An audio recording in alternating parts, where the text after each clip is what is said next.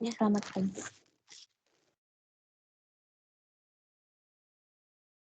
Ya, untuk presensinya Anda bisa mengakses yang akademik ya, jangan lupa untuk diisi ada 2 sesi, ya sesi yang kuliah sama yang sesi untuk tutorial. Nah, sekarang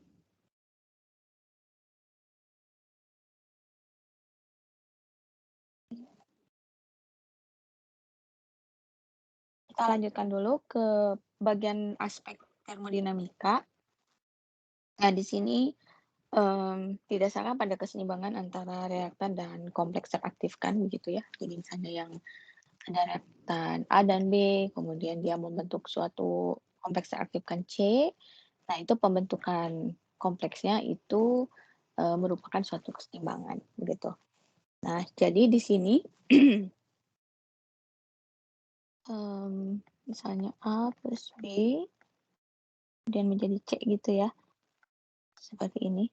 Nah, di sini ada, sebelumnya kan sudah definisikan K-nya begitu ya, memakai yang gas, aktivitas yang dihitung dari gas begitu ya, yang tekanan parsial. Nah, sekarang kalau misalnya kita mau menghitung delta G untuk pembentukan kompleks reaktifkannya juga kita bisa menggunakan persamaan termodinamika biasa begitu ya. Misalkan di sini, delta G di sini sama dengan minus RT ln K, kemudian ya K-nya disesuaikan untuk proses pembentukan kompleks reaktifkan, kemudian delta G-nya juga sama gitu ya. Itu juga dipakainya mmm, yang ada tanda ini, begitu ya.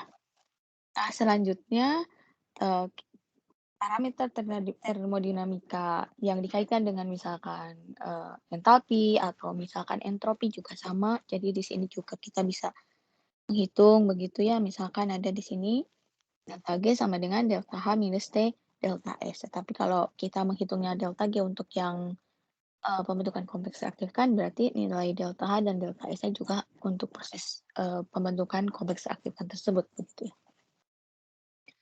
Kemudian di sini untuk yang, nilai EA gitu ya, ini diambil yang, ungkapan umumnya ya, jadi tidak langsung diasumsikan mengikuti persamaan Arrhenius misalnya. Nah, kemudian di sini ada juga, EA sama dengan delta H plus, 2 RT begitu, dan juga dikaitkan di sini ada, suatu konstanta ya, misalkan A itu, yang faktor bereksponensial. Ini misalkan, E kuadrat dikali B dikali E pangkat delta S per R, begitu ya. Kemudian B-nya sendiri itu adalah ini ya, kalau di sini, KT per H dikali RT per P yang disandarkan ya. Jadi misal 1 atmosfer atau kalau di atm itu 1 bar begitu ya. Kemudian, eee, K-nya ya tetapan Boltzmann gitu ya, H-nya tetapan Planck, T-nya suhu, R-nya tetapan gas ideal. Kemudian faktor steriknya sendiri ini adalah E pangkat delta S, per R delta S, untuk yang, pembentukan kompleks begitu ya. Nah, kemudian kalau kita tuliskan K-nya dari konstanta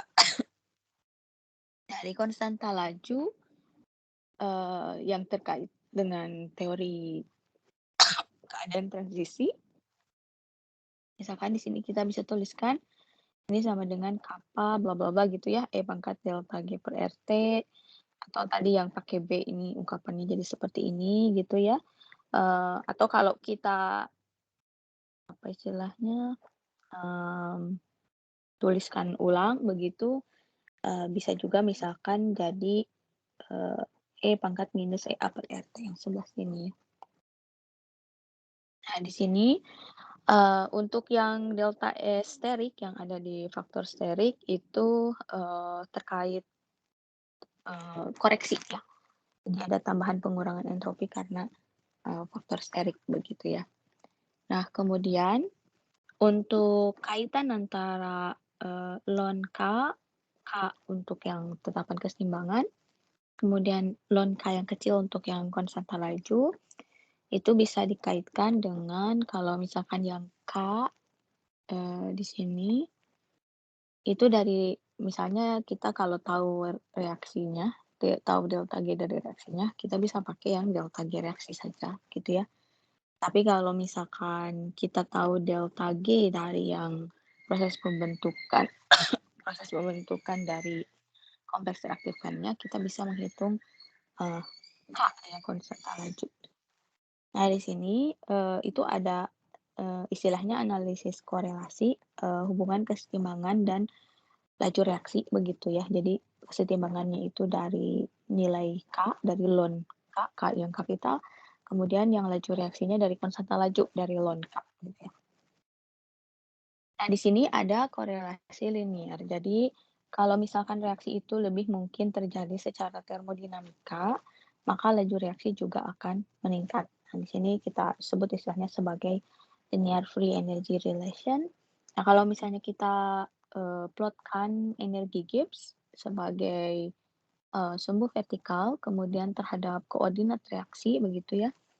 Kalau misalkan di sini, ada misalkan delta G untuk B begitu ya, terus misalnya ada delta G untuk A gitu. Kemudian kalau dikorelasikan dengan delta G dari reaksinya, kalau misalkan kita lihat di sini, delta G reaksi yang, kecil itu justru dia misalkan, memiliki delta G pengomplekskan yang lebih besar gitu ya, relatif terhadap misalkan yang satu lagi yang delta G reaksi untuk B, yang misalnya lebih besar begitu ya.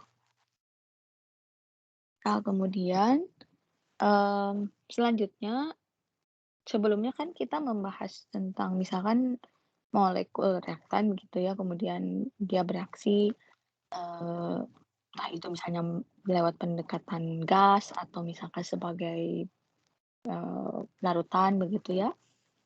Tapi itu, eee, untuk yang molekul netral gitu ya. Nah bagaimana kalau misalkan reaktannya itu melibatkan ion ya, misalnya boleh kation atau anion atau dua-duanya begitu ya. Nah di sini kalau misalkan kita lihat kembali dari reaksinya gitu ya, misalkan A ditambah B itu menjadi kompleks reaktifkan ya, di sini yang ditandakan sebagai yang ini begitu ya. Nah kemudian kalau misalkan kita, apa istilahnya, tulis misalnya lanjutannya itu kan misalnya C gitu ya, kemudian menjadi P begitu ya. Nah sehingga kalau misalkan kita tuliskan dP per dt yang dari sini gitu ya, kita bisa tuliskan misalnya K dikali, kok reaktannya C begitu ya. Misalnya ini konstanta lajunya, begitu. Nah, kita ingat kembali bahwa untuk yang ini, itu dia punya dia punya, tetapan kesetimbangan gitu ya.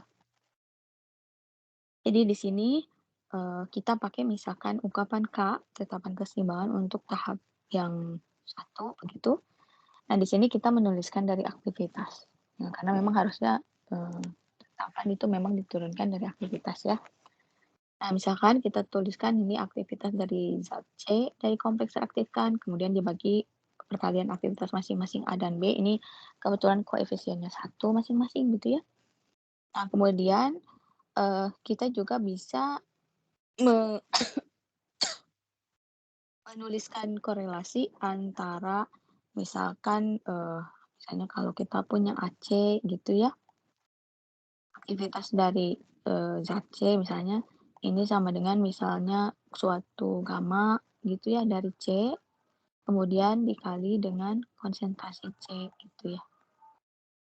Kemudian kalau misalnya A dari zat A, jadi itu gamma dari A kemudian ke, konsentrasi A gitu ya. Maksudnya apa, mmm, kan kalau misalkan larutannya encer gitu ya, kita kan bilang misalkan aktivitas itu bisa dihitung dari konsentrasinya. Jadi kita anggap A sama dengan konsentrasi gitu ya, kalau larutannya encer. Tetapi kalau misalkan larutannya tidak, itu kan ada kayak faktornya yang kita sebut sebagai gamma itu, gitu ya.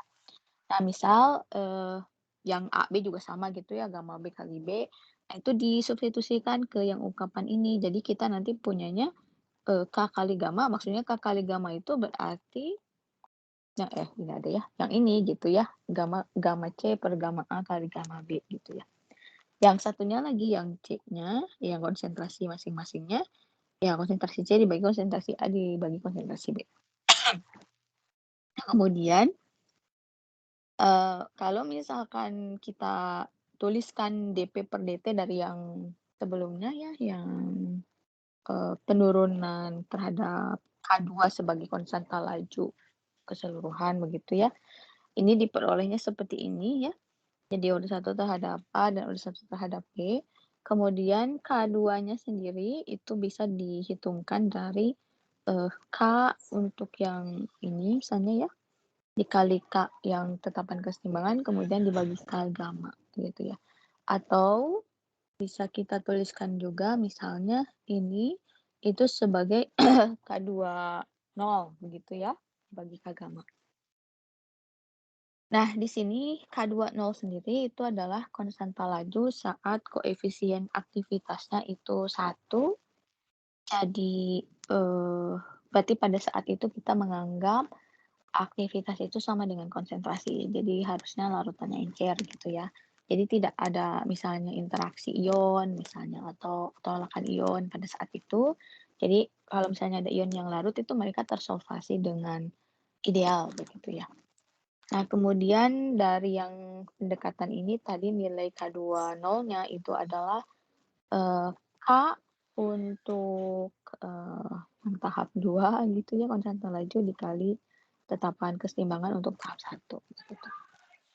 Nah, untuk konsentrasi rendah gitu ya, koefisien aktivitas itu dapat diekspresikan sebagai kekuatan ionik I dari larutan, begitu ya. Nah, dengan menggunakan hukum batas dari Haskell, kemudian nilai A-nya itu 0,509 kalau misalnya suhunya 298 Kelvin, kemudian kita bisa menghitung kurang lebihnya seperti ini gitu ya, logaritma gamma dari suatu zat J itu sama dengan minus A, A-nya sendiri itu adalah 0,509 untuk suhu 298 Kelvin ya, suhu ruang. Kemudian minus A dikali, Z kuadrat dari, zat J, jadi itu muatan karena dia dikuadratkan sebetulnya ya kalaupun muatannya negatif atau misalnya muatannya positif nanti hasil kuadratnya akan positif juga begitu ya. Kemudian dikali dengan akar I. Nah kemudian kalau misalkan kita menghitungkan, K-nya begitu ya, kita akan memperoleh bahwa, logaritma K begitu ya, sama dengan logaritma K0 gitu ya. Nah, kalau di sini kan K2 karena sebelumnya kita mendefinisikan ini ya, untuk yang penurunan lajunya. Logaritma K2 sama dengan logaritma K20, K20 itu saat larutannya sangat encer, aktivitasnya sama dengan konsentrasinya begitu ya. Kemudian, dikurangi A dikali, ZA kuadrat gitu ya, ditambah ZB kuadrat dikurangi ZA ditambah ZB kuadrat gitu ya, baru dia dikali dengan, akar I atau kalau kita sederhanakan lagi, kita akan punya logaritma, K20, ditambah 2A kemudian ZA, ZB akar I. Nah, ini yang sebetulnya kita gunakan yang ini ya, jadi, logaritma K2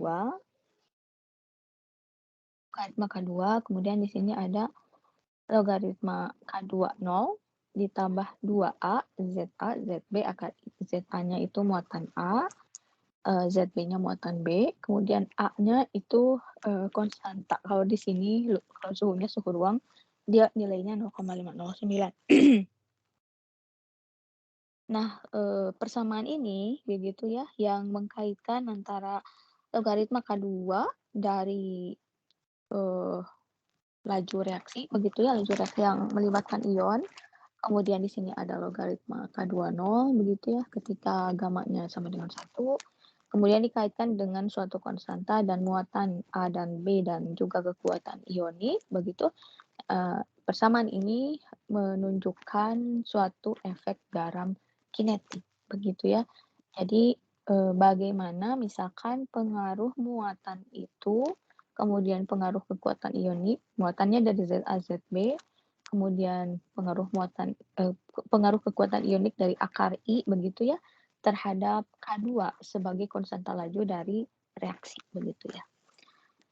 Artinya apa? Artinya kalau misalkan kita, punya suatu reaksi begitu ya, kan sebelumnya misalnya kita mereaksikan apa gitu ya yang kita, asumsikan ya netral begitu ya molekulnya. Tetapi kalau misalnya sekarang kita bekerja dengan reaktan yang ada ionnya begitu ya, kita harus melihatnya dari efek garam kinetik. Jadi bukan hanya dilihat dari konsep kinetika biasa, begitu ya. Nah, ini juga harapannya Anda memahami ini, begitu ya. Mmm, jadi misalkan, ada perlakuan yang berbeda, begitu ya, ketika misalnya kita bekerja dengan melibatkan ion, begitu ya. Nah, seperti apa sih efek garam kinetik atau kinetic salt effect itu, gitu ya. Jadi, kita akan mendapatkan variasi nilai konstanta laju dari suatu reaksi antar ion kalau, eee, kekuatan ioniknya itu berbeda.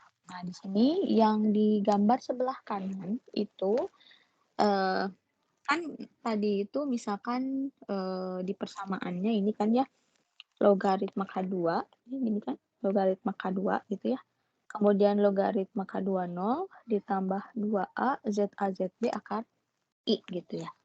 Nah, kalau misalkan saya menggunakan konstanta laju normal aja biasa nggak pakai K2 gitu ya, berarti kan saya punya logaritma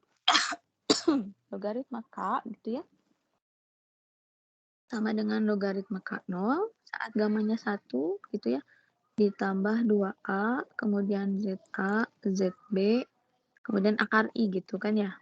Kalau misalnya saya gabungkan yang si logaritmanya kan berarti logaritma K dikurangi logaritma K0 atau logarit per K0 gitu ya kalau dia pindah ruas. Berarti di sini sama dengan 2A begitu ya, kemudian ZA, ZB, akar I. Nah, sekarang saya plotkan nilai logaritma K per K0 terhadap akar I, gitu ya. Jadi yang ini terhadap akar I. Nah, kita lihat apa pengaruhnya. Misalnya kita cek yang ini, begitu ya. Ini maksudnya ada reaksi yang melibatkan dua reaktan A dan B, begitu ya. Yang muatannya itu yang A itu +2, yang B itu +2. Jadi di sini yang bereaksi itu adalah kation-kation dengan masing-masing muatannya adalah +2. Kalau Anda lihat begitu ya, dari persamaannya kalau misalnya kita masukkan +2 dan +2 sebagai ZA/ZB, Anda akan lihat bahwa nilainya itu, logaritma K per K0-nya itu akan sebanding dengan akar I kan, dan terus naik begitu ya, kalau misalnya I-nya itu makin naik. Makanya kita mendapatkan nilai atau tren seperti ini, gitu. Apa artinya? Artinya nilai K itu akan semakin tinggi kalau kekuatan ionik larutannya itu makin tinggi juga, gitu. Ini berlaku untuk reaksi yang melibatkan kation dengan masing-masing, +2 dan +2 kation-kationnya, gitu ya. Jadi terus aja naik ke atas. Nah, sekarang kita lihat bagaimana kalau, sekarang yang bereaksi itu kation-kation, tetapi muatannya tidak sama. Yang satu itu +1, yang satu itu adalah +2, tapi masih dua-duanya positif, begitu ya. Kita lihat juga kalau misalnya kita memasukkan +1 dan +2 ke persamaan ini, gitu, kita masih akan tetap punya korelasi positif ya, logaritma K per K0 sebanding dengan akar I. Dan kalau I-nya naik, ya dia juga akan naik. Jadi kita juga punya seperti ini. Tapi apa yang, berbeda? Yang berbeda itu adalah kemiringannya ya. Jadi misalkan kalau yang +2 itu curam, gradiennya itu tinggi, kalau yang +1 dan +2 itu, lebih landai. Masih positif sih, masih naik, tetapi masih landai. Apa interpretasinya, begitu ya. Jadi, kalau misalnya kita punya reaksi kation-kation, yang satu itu kationnya plus 2, yang satu itu +1 +2, jadi bilangannya ada yang lebih kecil gitu ya, maka pengaruh kekuatan ionik terhadap reaksi yang ini, yang bilangan kation-kationnya Za, Zb-nya besar, itu, pengaruh kekuatan ionik terhadap konstanta lajunya akan jauh lebih signifikan, begitu ya. Artinya apa? Artinya misalkan kalau Anda punya, reaksi kation-kation, kemudian Anda ingin meningkatkan konstanta laju, begitu ya. Jadi caranya itu bukan hanya misalnya menaikkan suhu, gitu ya, tapi Anda bisa bermainnya di kekuatan ionik, gitu ya. Jadi, itu bedanya ya ketika misalnya kita tahu ilmunya tentang efek garam kinetik dengan yang belum tahu tentang efek garam kinetik. Kalau misalnya belum tahu kan kalau kita bekerja dengan reaksi yang melibatkan ion, kalau kita ingin mempercepat reaksi misalnya, kita kepikirannya udah naikin aja suhunya gitu ya, kita mengasumsikan energi pengaktifannya itu positif, kalau misalnya suhunya dinaikkan, dia lajunya akan lebih tinggi juga gitu. Nah, tetapi setelah tahu bahwa ada efek garam kinetik terhadap reaksi yang melibatkan ion, maka kita bisa bermainnya di kekuatan ionik. Jadi misalnya suhunya misalnya dibuat tetap begitu ya misal, tapi kekuatan ioniknya yang ditingkatkan. Bagaimana cara meningkatkan kekuatan ionik? Ya nambahin ion begitu ya. Tapi tentunya, ion yang ditambahkan itu adalah ion yang, relatif inert terhadap reaktan ya, jadi tidak mengganggu reaksi begitu ya. Kemudian Anda juga ingat misalnya kalau kita ingin menaikkan kekuatan ionik itu kan bisa dari misalnya ada pengaruh konsentrasi sama ada pengaruh muatan dari ion juga ya. Jadi misalnya kalau kita menambahkan Na+ misalnya 0,1 molar, dengan misalkan Mg2 plus 0,1 molar kan yang Mg2 plus 0,1 molar lebih tinggi juga kekuatan ioniknya gitu ya. Ya saya harap yang seperti itu kan sudah pernah di energetika harusnya ya. Jadi, itu harap diingat lah gitu. Nah kemudian sekarang kita bandingkan lagi dengan yang kation-kationnya satu-satu. Jadi positif juga, tetapi sekarang, plus 1. Nah, kalau Anda lihat juga di sini, kalau kita masukkan ke persamaannya juga sama, masih dia kayak, positif gitu ya, ke apa, kaitan antara logaritma K per K0 terhadap akar I-nya. Jadi kalau akar I-nya naik, ya K-nya juga akan naik gitu ya. Nah, tetapi di sini kalau kita bandingkan dengan yang sebelumnya +1 dengan +2, ternyata yang +1 itu lebih landai lagi gitu ya. Artinya apa? Artinya pengaruh kekuatan ioniknya bisa dibilang lebih kecil dibandingkan kalau yang bereaksinya itu +1 dan +2, apalagi kalau yang +2 yang lebih ngaruh begitu ya dengan kenaikan, apa ya, kenaikan kekuatan ionik gitu ya. Nah selanjutnya, eee, kita lihat yang di sini, yang datar begitu ya. Ini adalah untuk contoh antara kation +1 dengan molekul netral atau anion -1 dengan molekul netral, gitu ya. Nah, kalau kita masukkan ke rumusnya yang ini, gitu, kalau kita masukkan Za-nya misalkan +1 tapi Zb-nya 0, ini kan dikalikan dengan akar I jadi 0, ya. Seolah-olah jadi logaritma K per K0-nya jadi 0 juga, begitu ya. Jadinya kalau seperti itu, begitu ya, bukan berarti nanti misalkan logaritma K jadi 1 atau gimana gitu ya, bukan dibahas sih interpretasinya, cuman, lebih ke kayak, eee, jadi kalau misalkan ada reaksi antara ion dengan molekul netral itu pengaruh ionik itu jadi tidak ada gitu. Jadi kayak kita tidak bisa memanipulasi laju reaksinya dengan menaikkan atau menurunkan kekuatan ionik dari larutan kalau yang bereaksi itu melibatkan molekul netral, gitu ya. Mmm, terus ingat juga ini untuk yang reaksinya melibatkan 2 molekul ya, A dan B gitu ya, atau A dan A atau B dan B. Tapi kalau misalnya 3 itu harus diturunkan lagi gitu ya, persamaannya. Nah kemudian bagaimana kalau kasusnya seperti ini? Jadi reaksinya melibatkan ion, tapi muatannya itu berlawanan. Jadi misalkan, +1 dan -1 gitu ya. Bagaimana akibatnya gitu ya. Nah, kalau misalnya kita masukkan nilai ZA, ZB itu ke persamaan yang ini gitu ya, berarti kan logaritma K0-nya itu sama dengan negatif bla bla bla akar I gitu ya. Jadi kan di sini, pengaruh kekuatan ionik itu justru kayak berbanding terbalik terhadap laju. Jadi misalnya kalau kita punya kekuatan ionik tinggi di sini, itu logaritma K-nya misalkan jauh lebih negatif gitu ya, dibandingkan kalau misalnya kekuatan ioniknya kecil di sini. Artinya apa? Artinya kalau kita punya reaksi yang melibatkan kation dan anion, justru kalau misalkan kita menaikkan kekuatan ionik itu, lajunya justru bisa turun begitu ya. Nah, kita bandingkan sekarang ke yang, muatannya ada yang, lebih besar gitu ya. Misalnya yang ini +2 dengan -1 ternyata makin turun lagi gitu ya, makin besar juga gitu ya penurunan lajunya ketika kekuatan ioniknya itu naik gitu. Bagaimana kalau +2 dan -2? Apalagi ya, ini juga lebih curam lagi gitu. Artinya apa? Artinya kalau kita punya reaksi misalnya satunya kation -2, satunya anion -2 gitu ya, jadi besar gitu ya muatannya. Terus misalnya kita punya suatu reaksi gitu ya, kalau kita tambahkan ion inert ke apa, ke reaksi tersebut, kekuatan ionik larutan jadi naik, tapi nanti justru jadinya akan memperlambat reaksi ya.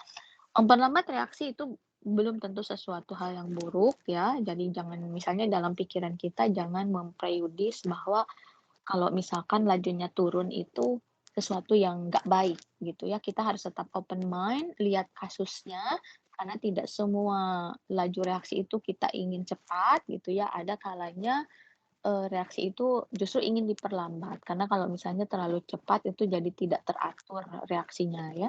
Ya, misalnya kalau melibatkan sintesis polimer misalnya gitu ya, itu bagian yang propagasi pengennya itu lambat kan supaya penempelan unit ulangnya itu satu persatunya tuh step by step, jadi tidak kayak geruduk gitu maksudnya. Kalau terlalu cepat itu jadi nggak seragam. Kalau nggak seragam itu efeknya nanti berat molekul dari polimernya itu terlalu disperse, jadi polidispersitasnya tinggi, terlalu beda antara satu rantai dengan satu rantai yang lain gitu ya. Kalau misalkan dia penempelannya teratur ya, eee monodisperse jadi lebih kayak misalnya PDI ideal itu 1, PDI polydispersitas index 1 itu artinya semua berat molekul polimernya itu sama gitu ya. Nah, apakah itu mungkin dicapai? Ya mungkin ya. Salah satunya pakai yang, polimerisasi anionik begitu ya. Jadi itu nempel gitu ya, unit ulangnya tuh satu-satu itu nempelnya. Jadi stepwise gitu ya, jadi satu-satu nempel rapih gitu ya. Dan memang hasilnya juga oke, polidispersitasnya itu sangat kecil gitu ya. Jadi kalau misalkan dia mau dipakai untuk aplikasi-aplikasi itu, mirip seperti kalau kita bekerja dengan molekul kecil aja. Misalnya kalau kita bekerja dengan gliserol misalnya, kan kita yakin kan bahwa kalau kita mengklaim gliserol, semua molekul gliserol berat molekulnya sama gitu. Tapi kan kalau kita kerja dengan polimer kan tidak seperti itu ya, karena ada polidispersitas itu gitu. Tapi kalau polidispersitasnya mendekati 1, misalnya 1,01, kalau 1 banget sih sebetulnya sulit ya, tapi 1,01 lah oke, 1,02 tuh oke gitu ya. Eee, itu sudah sangat rapih gitu ya dan, apa istilahnya, aplikasinya juga lebih lebih bisa dikontrol ya, contohnya misalnya, banyak tuh misalnya, orang mensintesis polimer gitu ya, terus misalkan dia, tidak hanya mensintesis saja gitu ya, tapi dia misalkan ingin punya, apa ya namanya itu ya, morfologi lah gitu ya bisa dibilang begitu ya. Misalkan morfologinya tuh tertentu gitu ya, misalkan ada seperti ini gitu ya, maksudnya itu ada kayak semacam cage gitu ya, kayak, eee apa sih cage itu? Sangkar ya, kayak sangkar gitu. Nah, terus misalkan di sini tuh bisa masukkan misalnya TiO2 gitu ya, dimasukkan di sini. Misalkan nanti itu polimernya digunakan untuk membuat disk gitu ya, jadi kan semakin banyak TiO2 misalnya yang ada di suatu area tertentu itu berarti kan kapasitasnya semakin besar ya. Misalnya, untuk area misalnya berapa 10 sentimeter persegi misalkan sebelumnya itu misalnya cuman 1 GB gitu ya. Nah sekarang misalnya jadi bisa, menampung, 10 GB misalnya gitu karena TiO2-nya jadi jauh lebih banyak, misalnya seperti itu ya. Jadi kalau polimernya monodisperse itu akan lebih mudah untuk mendapatkan morfologi-morfologi tertentu yang khas gitu ya, yang diperlukan untuk aplikasi tertentu begitu. Nah kita lihat, tadi kita sudah mempelajari, grafiknya begitu ya. Jadi tadi untuk reaksi antar kation atau misalnya antar anion, maka peningkatan kekuatan ionik larutan dengan menambahkan suatu ion inert yang tidak bereaksi dengan reaktan ioniknya gitu ya, itu akan meningkatkan konstanta laju. Jadi misalkan kation-kation atau anion-anion ya, karena nanti perkalian ZA-ZB-nya itu positif.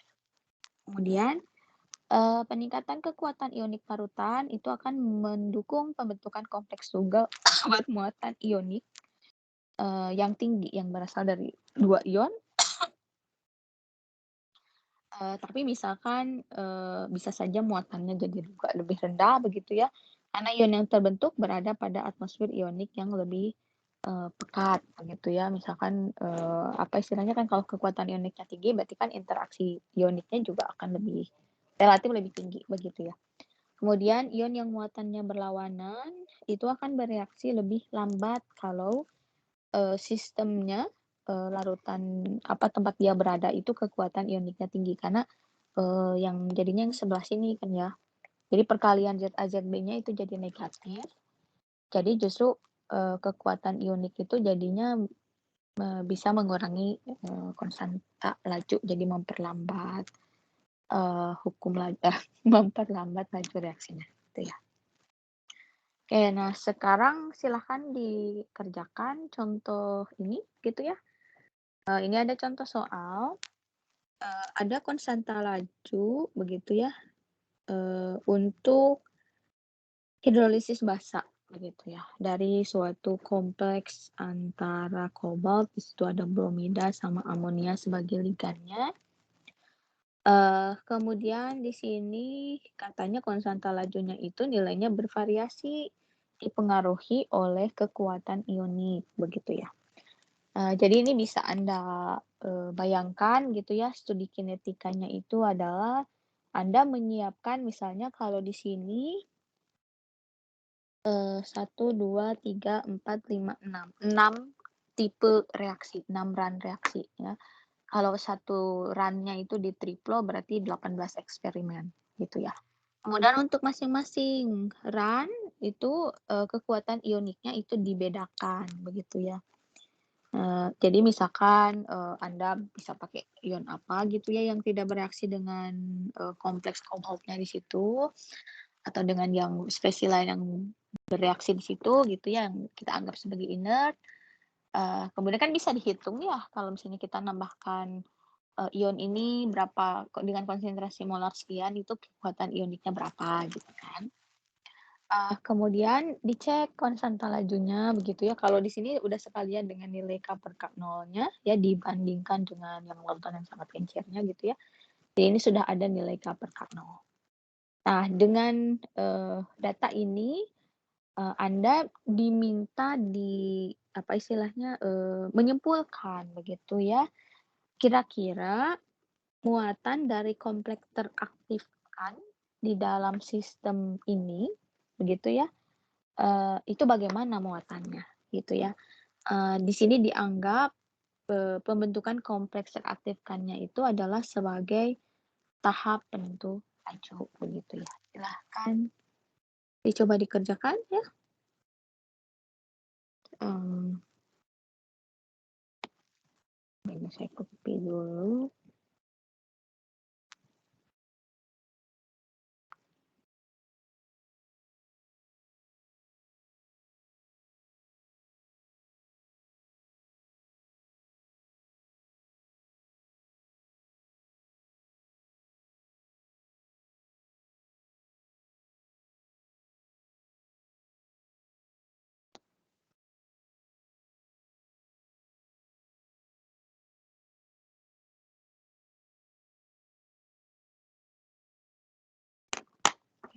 Makanya dikerjakan.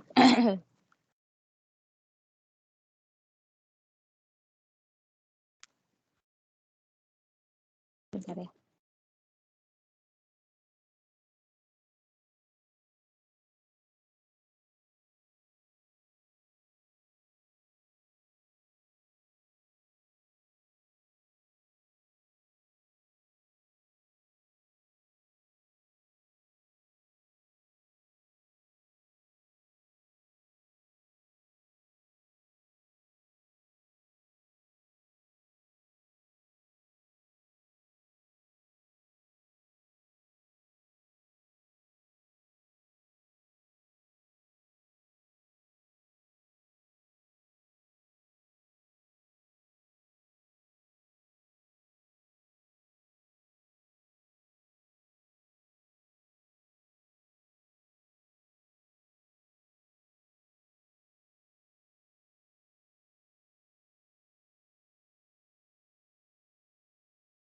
Oke, kita lanjutkan. Sekarang tanggal 22 September, NIM 22 ada?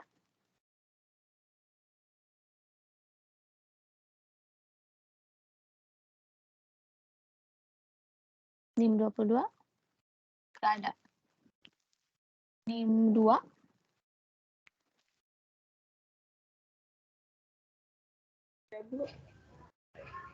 Namanya siapa? Azizah, Bu. Azizah. Azizah, di sini kita punya data antara kekuatan ioniki dengan K per K0.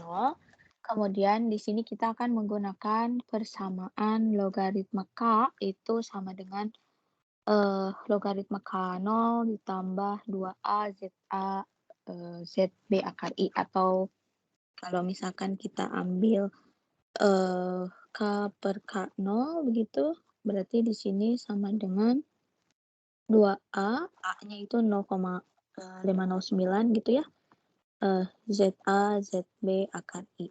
Nah, jadi kita punya tadi saya siapa namanya? Maaf. Namanya siapa? Azizah, Bu. Ya, Azizah.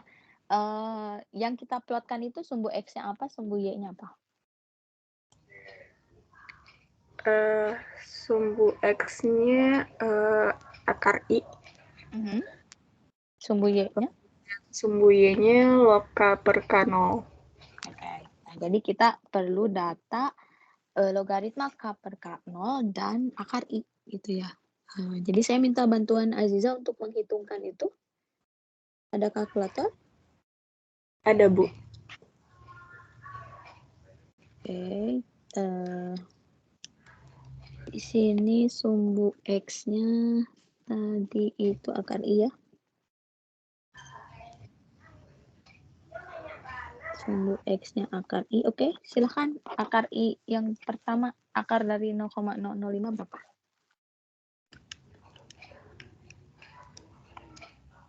Eh, 0,07. 0,07. Berapa? 0,07. 07. Oke, kemudian 0,1 ya ini mah. Akar dari 0,015. Akar dari 0,015 itu 0,1225. Akar dari 0,02.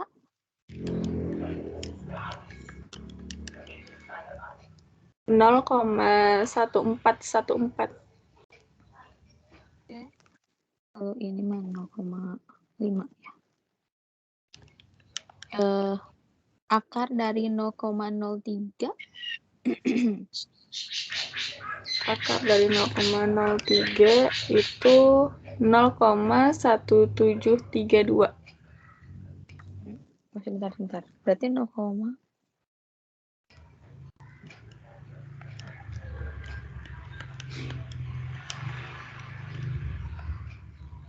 Akar dari 0,025 itu 0,1581.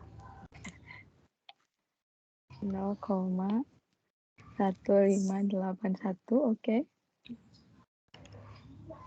akar dari 0,03 itu 0,1732.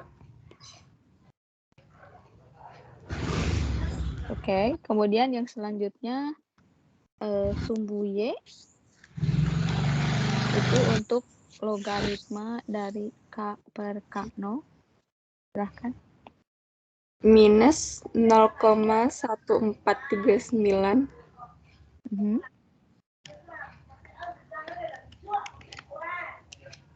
Terus minus 0,1997. Oke.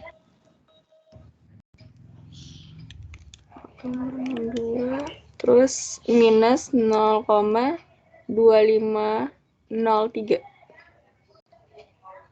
Oke. Kemudian minus 0,2882. oke, selanjutnya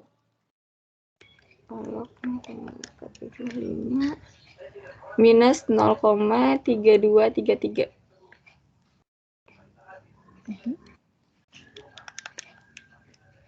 Terus minus 0,3497.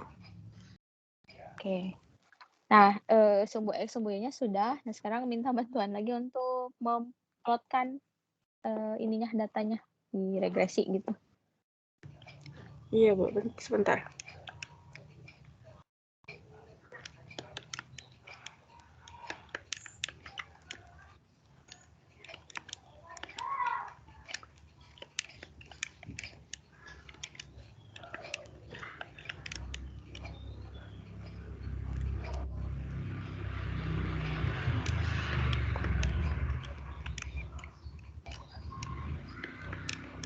Berapa?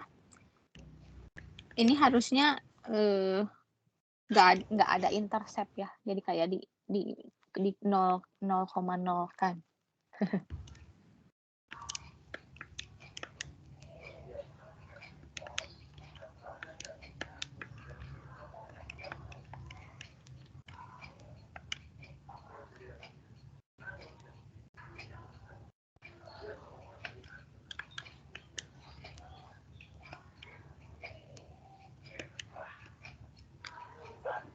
Minus yang minus min 2,0349. Udah, kali akar I langsung gitu ya. Iya. Oke, baik. Nah, berarti kita punya informasi di sini 2A, ZA, ZB itu sama dengan minus 2,0349. A-nya sendiri itu adalah 0,509 ya, jadi 2 dikali 0,509 dikali ZA, ZB itu sama dengan minus 2,0349. ZA, ZB-nya berapa?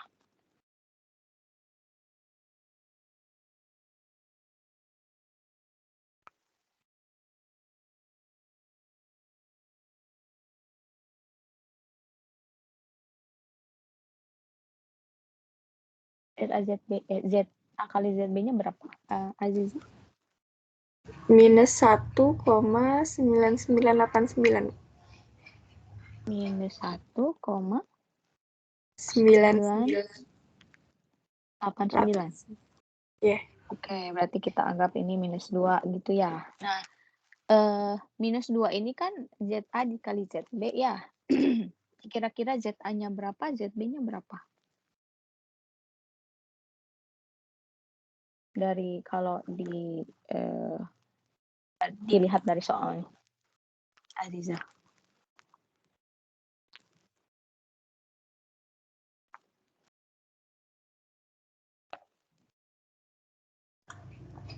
Plus 2 minus 1. Plus 2-nya dari mana? Misalnya saya tuliskan di sini plus 2, punya minus 1. Plus 2-nya dari mana? Minus 1-nya dari mana? Plus 2-nya dari senyawa yang di atas. Kalau minus 1-nya? Karena hasilnya minus 2, berarti yang satunya lagi -1. Nah, iya, tapi maksudnya -1-nya itu milik senyawa apa? Kalau dari perhitungan iya, misalnya, ZA, ZB sama dengan -2 berarti kalau yang satunya +2, yang satunya jadi -1, tapi -1 ini dari senyawa apa? Kan ini kan harus ada senyawanya kan, senyawa A dan senyawa B gitu ya. Gimana? Atau yang lain selain Azizah juga boleh, yang -1-nya itu dari mana? Jadi kalau misalnya saya, tuliskan gitu ya, misalnya molekul A itu dari, kompleks kobalt gitu ya. Nah, tapi yang, -1-nya dari mana? Izin menjawab, Bu. Boleh, namanya siapa? Maura, Bu. Oh, boleh Maura, silahkan. Kalau Molekul untuk B-nya apa? kalau untuk molekul B-nya itu tuh berasal dari OH- yang dari hasil hidrolisis H2O, Bu. Gimana maksud kenapa kenapa hasil hidrolisis H2O? Jadi tuh COBr NH35-nya itu sama H2O menyebabkan H2O-nya terhidrolisis jadi H+ sama OH-nya. Nah, OH-nya itu yang jadi negatifnya bukan -1. Gimana? Dari hasil hidrolisis yang H2O, Bu. OH- dari OH- yang dari H2O, Bu. H2O-nya dari mana? Yang itu, Bu, dari hidrolisisnya itu, Bu, yang kan COBr NH35 ditambah sama H2O, Bu. Oh, ini tuh maksudnya reaksi hidrolisis dari kompleks kobalt yang di eh, katalisis basa. Jadi molekul B-nya betul sih OH-, tapi bukan dari hasil hidrolisisnya, tapi itu dari itu dari katalisnya. Jadi misalkan ini 2+ ya, kemudian misalnya di sini ada molekul B-nya betul sih dari OH-, gitu ya. Sebagai katalis untuk reaksi hidrolisis dari kompleks kobaltnya. Jadi di sini ZB-nya itu sama dengan -1 gitu ya. Nah, tapi pertanyaannya itu kan apa yang bisa disimpulkan dari muatan kompleks teraktifkannya yang jadi tahap penentu laju. Gimana kesimpulannya? Atau apa yang bisa disimpulkan tentang muatan dari kompleks teraktifkannya? Silahkan, ada yang mau menjawab?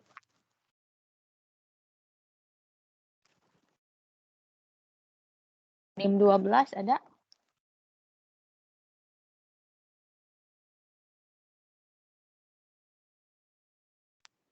Nggak ada? NIM 32?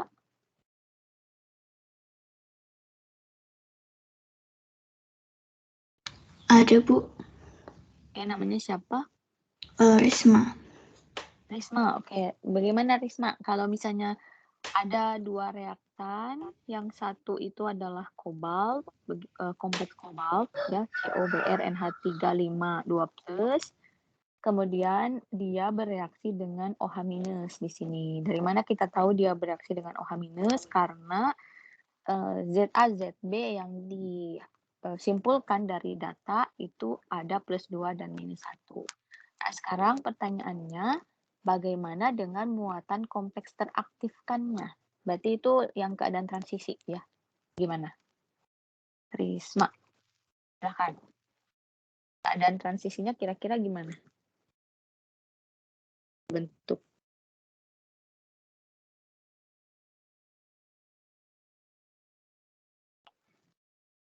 Gimana?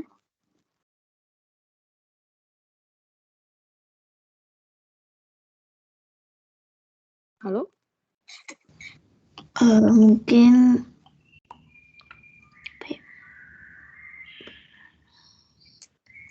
Kalau mau menuju keadaan transisi itu bagaimana? Apa yang terjadi?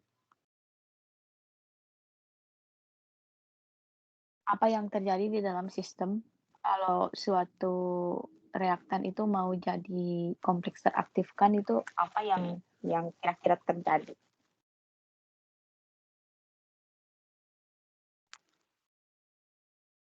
Risma, gimana? Atau yang lain siapa yang mau eh, menyampaikan pendapatnya?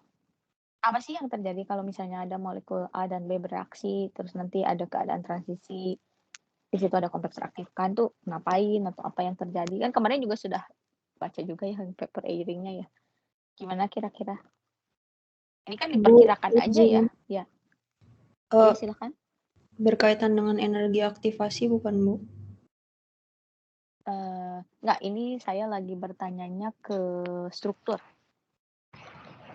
Kira-kira apa sih yang terjadi kalau misalnya ada dua reaktan bereaksi dan mau menuju keadaan transisi? Silahkan. Molekul-molekulnya bergabung ya Bu, jadi satu. Ya gimana bergabung? Apa sih maksudnya bergabung tuh gimana? Eh, berikatan Bu. Berikatan, berinteraksi. Ini siapa namanya? Saya Fahri Bu. Siapa? Fahri. Fahri. Oke, Fahri gimana? Jadi dari reaktannya si kompleks kobalt sama basanya itu saat keduanya bertumbukan ada semacam interaksi gitu. Kira-kira gimana bentuk interaksinya? Eh, Gimana, Fahri? apa ya? Kalau yang di paper kemarin mah namanya yang kompleks reaktivasi itu Bu. Jadi si OH-nya membentuk semacam interaksi kayak ikatan tapi bukan benar-benar ikatan gitu. Ya, kira-kira gimana? Kalaupun bukan ikatan, kira-kira gimana? Apa yang bisa disimpulkan dari muatan kompleks reaktifkannya? Menurut Fahri gimana? Kalau muatannya berarti tinggal dijumlahin aja Bu, plus 2 kurang 1. Ya berapa? Jadi plus 1. Iya ya. Jadi betul ya yang dibilang sama Fahri. Terima kasih banyak Fahri. Jadi ya yang harus Anda pikirkan adalah kira-kira si reaktan itu kalau bereaksi itu ngapain sih gitu ya. Nah, berarti kan dia akan berinteraksi ya. Mungkin ada semacam rearrangement atom atau apa istilahnya mungkin ya ada yang lepas atomnya, kemudian ada yang nanti ikatan baru yang terbentuk. Tapi kan kalau kita yang mau melihatnya itu dari yang di sini gitu ya, pada tahap dia menyusun diri gitu ya, di reaktan-reaktannya itu, sampai nanti misalnya ada di sini sebagai kompleks teraktifkan, kan whatever happens gitu pasti mereka harus berinteraksi gitu kan. Seperti yang tadi Rifasya bilang misalnya belum tentu terjadi ikatan, mungkin dia cuma hanya berinteraksi biasa aja. Jadi misalkan kalau misalnya dituliskan skematiknya begitu ya, misalnya kita punya kompleks kobalt di sini ya, di sini tangannya 6 begitu ya. Nah, misalkan saya tuliskan di sini Br, kemudian di sini NH3-nya itu ada 5 gitu ya.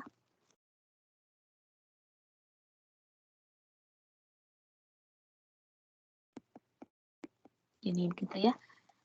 Terus dia itu muatannya adalah plus 2 begitu ya. Jadi misalkan di sini gitu. Terus dia ini nanti kan akan berinteraksi dengan OH- gitu ya, misalnya saya gambarkan kayak gini gitu ya. Interaksinya kayak gimana? Ya walau alam ya. Interaksinya kayak gimana? Pokoknya dia berinteraksi dengan si OH-. Sebetulnya kalau Anda menggunakan komputasi, nah itu akan lebih kelihatan ya bentuknya tuh kayak gimana gitu ya. Karena kan kalau Anda pakai komputasi itu kan Anda pakai rumus sebetulnya ya untuk kayak menentukan sebenarnya posisi OH-nya ada di mana. Apakah dia misalnya berinteraksi dengan kobalt langsung ataukah dia berinteraksi dengan Br atau dengan NH3 atau gimana, harusnya lebih terlihat gitu ya kalau pakai yang si komputasi itu gitu ya. Tapi karena kita nggak pakai komputasi ya kita menggambar skematik aja. Nah, kita tahu bahwa ada muatan plus 2 dan ada material ada spesi bermuatan plus 2 dan spesi bermuatan minus 1 yang berinteraksi di dalam reaksi ini. Nah, kita menyimpulkan itu dari data kaitan antara logaritma K per K0 dari konstanta laju terhadap akar I gitu ya. Sehingga kita menyimpulkan, oh ternyata di dalam reaksi ini OH minusnya itu memang berinteraksi dengan kompleks kobalt ya. Nah, karena tadi misalkan OH minusnya -1, kemudian apa istilahnya? Kompleks kobaltnya itu +2 ya kurang lebih muatan dari kompleks teraktifkannya itu ya jadinya +1 begitu ya muatannya. Jadi di sini muatan dari kompleks teraktifkan gitu ya.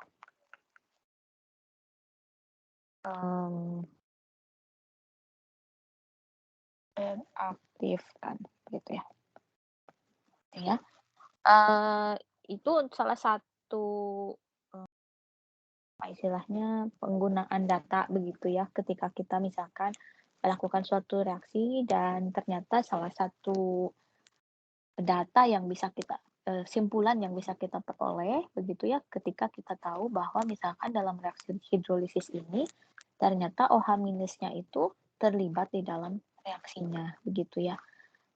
Mengapa seperti itu? Karena kalau misalkan OH minusnya tidak terlibat misalnya hanya kompleksnya saja gitu ya yang terlibat dalam tahapan reaksi. Artinya kan sebetulnya kita akan mendapatkan data di mana konstanta lajunya itu akan semakin naik kalau kekuatan ioniknya naik, misalnya seperti itu ya. Itu kemudian kita lanjutkan lagi di sini. Selanjutnya ini ada efek isotop kinetik gitu ya. Jadi di sini yang dimaksud dengan efek isotop kinetik itu kalau misalkan ada penurunan laju gitu ya dari suatu reaksi kimia karena misalkan terjadi penggantian salah satu atom pada reaktannya dengan isotop yang lebih berat gitu ya. Sehingga memfasilitasi terjadinya pemutusan ikatan pada tahap penentu laju. Jadi intinya adalah kalau misalkan kita punya molekulnya itu bereaksi, tapi misalkan yang misalnya CCl lah begitu ya misalnya, CCl gitu. Misalnya asalnya taruhlah misalnya ini 12, tapi misalkan tiba-tiba jadi ada penggantian jadi CL terus di sini 13 misalnya gitu ya. Nah, yang ini tuh jadinya akan lebih lambat lajunya gitu. Nah, ini ketika istilahnya senyawanya seolah-olah berubah dalam artian hanya sih masih ada karbonnya di situ, tetapi kan isotopnya sudah berbeda gitu ya. Misalnya di sini jadi karbon 13 yang lebih berat gitu ya. Nah, ketika seperti itu, maka energi pengaktifannya itu jadi berubah gitu. Jadi tidak sama lagi karena kan seolah-olah seperti senyawa yang berbeda ya, walaupun sama-sama karbon tetapi kan jumlah neutronnya berubah gitu ya, bertambah. Jadi di sini energi pengaktifannya jadi lebih besar, kemudian ya konstanta lajunya jadi lebih kecil ya, lajunya jadi lebih lambat. Nah, kemudian di sini efek isotop kinetik sendiri itu ada yang primer, ada yang sekunder. Nah, yang primer itu seperti apa? Jadi di sini tahap penentu lajunya itu melibatkan pemutusan ikatan yang melibatkan isotopnya. Jadi misalkan seperti ini ya. Misalnya ini kan misalnya putus di sini. Terus di sini diganti jadi karbon 13 kan betul-betul yang pas di situ ya putusnya gitu ya. Jadi itu kita bilang oh itu efek isotop kinetiknya primer. Gitu. Kalau misalnya yang sekunder itu terjadi sih penurunan laju karena misalnya tadi ada penukaran atom yang ditukar dengan atom yang lebih berat begitu ya. Tapi yang putus ikatannya itu tidak melibatkan isotopnya langsung. Misalnya begini. Misalnya CL gitu ya. Ini 12, ini 12. Nah, terus yang terganti atom itu yang ini misalnya gitu ya. Jadi misalnya saya punya C13, C12, CL. Terus yang putusnya tuh di sini kan. Nah, jadi kan kalau kita lihat yang putusnya di sini tuh kan sebenarnya karbon 12 aja kan dua-duanya. Nah, tapi kan yang di sini tuh ada nempel juga gitu. Walaupun dia bukan yang kayak side langsung yang diputuskan ikatannya, tapi dia ada di situ, dia akan tetap mempengaruhi laju reaksinya jadi lebih lambat begitu ya. Nah, kalau Anda ini tuh sebetulnya harusnya materi terakhir ya. Kalau Anda ingat-ingat kembali gitu ya, kita sudah mempelajari 3 bab gitu ya dari kinetika kimia gitu ya. Kemudian masing-masing aspek kinetika kan dibahas di situ ya, misalkan mulai dari hukum laju, penentuan orde, kemudian berusaha untuk memahami hukum lajunya lewat misalnya teori tumbukan atau misalkan teori keadaan transisi. Misalnya tadi bahkan kita bahas misalkan tentang aspek termodinamikanya, kemudian dibahas juga tentang efek garam kinetik, kemudian ini ada juga efek isotop kinetik. Anda bisa melihat begitu ya, oh ternyata ya untuk mempelajari kinetika saja itu ada beberapa poin yang kita pelajari gitu ya. Kan pertanyaannya kan sebenarnya gini, kok bisa ya orang tuh kepikiran gitu ya, misalnya dia teh mau studi kinetika, terus kepikiran gitu ya untuk ngeganti atom gitu. Yang satu tuh misalnya sama dia diganti sama isotop yang lebih besar, terus dilakukan eksperimen sampai misalkan disimpulkan ternyata kalau atomnya itu lebih besar, jadi lebih lambat gitu kan. Saya nggak tahu ya kalau misalnya Anda mengolah informasi itu kayak gimana. Tapi kalau misalnya saya membaca informasi gitu ya, saya suka wondering gitu ya. Wah bisa gitu ya orang tuh kepikiran seperti itu. Maksudnya kepikiran tuh kayak gimana? Kalau Anda nanti TA ya, Anda melakukan tugas akhir, itu kan idealnya itu harusnya ide itu muncul dari Anda sendiri. Oke lah, topik besar itu dari dosen pembimbing begitu ya. Tapi harusnya pengembangan risetnya itu Anda sendiri yang mengembangkan. Seperti apa sih pengembangan riset itu? Misalnya Anda misalnya apa ya? Mungkin sintesis RNA atau apa gitu ya, atau isolasi RNA atau misalnya isolasi material apa dari bakteri gitu ya. Kan Anda harus memikirkan kan mau ngerjain apa aja. Misalnya, oh saya mau studi pengaruh ini atau ini gitu kan. Di list tuh misalnya Anda bikin proposal dulu gitu ya. Anda mendata gitu. Oh ini saya mau ngerjain ini, ngerjain ini, ngerjain ini. Nah, Anda kepikiran untuk mengerjakan itu tuh suatu hal pertamanya sebelum Anda mengerjakan yang realnya eksperimennya gitu. Jadi untuk dapat ide mengerjakan apa, itu tuh kayak udah kayak momentum yang besar gitu ya.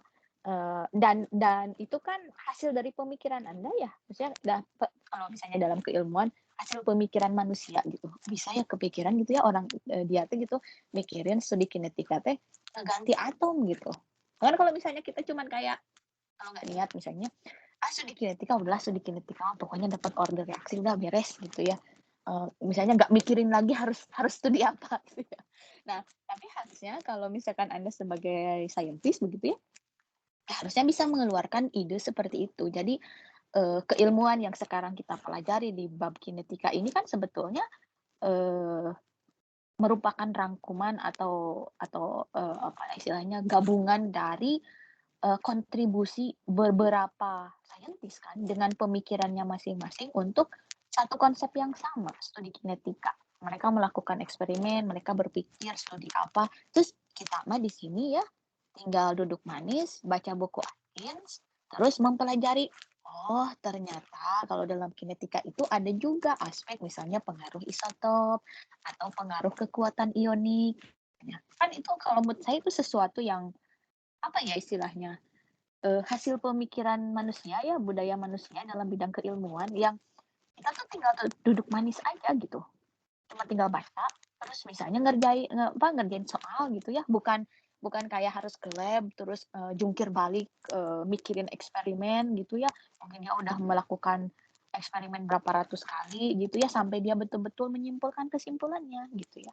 Nah kalau misalkan Anda ingat histori keilmuan tuh seperti itu begitu ya, alangkah baiknya kita sebagai generasi yang sekarang berterima kasih terhadap mereka gitu ya dalam bentuk sungguh-sungguh gitu ya mempelajari keilmuan tersebut gitu ya karena kita tuh bukan dalam keadaan learn the hard way kita cuma tinggal baca gitu ya tapi itu juga kan merupakan suatu estafet keilmuan juga ya bahwa misalkan generasi terdahulu itu misalnya jungkir balik mikirin eksperimen sampai dia menyimpulkan gitu ya, mungkin dengan misalnya seperti Eyring menulis paper tentang teori keadaan transistor. Kalau dibaca ya, saya mah ya kalau saya baca paper Eyring, saya mikir, ya kepikiran ya mikirin kayak gini.